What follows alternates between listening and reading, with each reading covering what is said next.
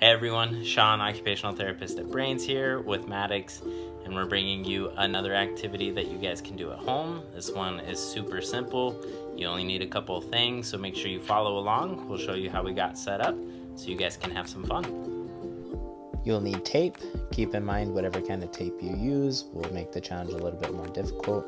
We used painter's tape. Then you're going to need some toys. We decided to use dinosaurs because Maddox loves them and I know it'll keep him engaged.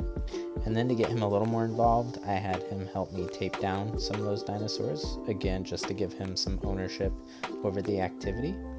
Here's a small example of how you can grade it. I put a pull tab on the tape just to make it a little bit easier. So here's kind of our final setup and what it looked like, and we have Maddox kind of demonstrating what he did.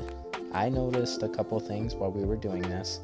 Originally, he started out trying to peel up the ends of the tape, and then shortly realized that if he just grabbed closer to the middle of the dinosaur, he could get his hand under the tape and pull it up a little bit easier.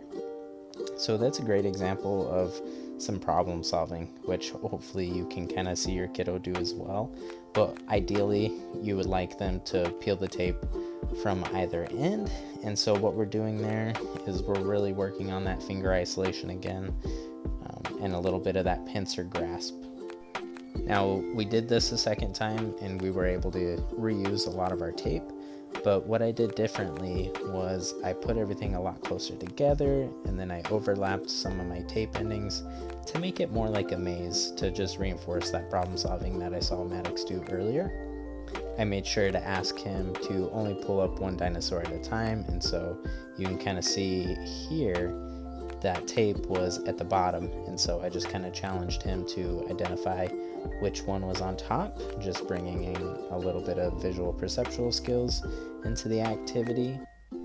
Now, depending on how elaborate you make your setup, this could be a really good independent play activity. It could keep your kiddo busy for 10 to 15 minutes while you step away. Nice, safe activity.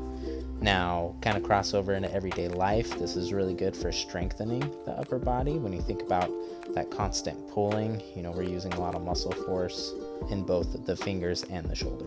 That was the toy rescue. Hopefully you guys can have fun doing this one at home.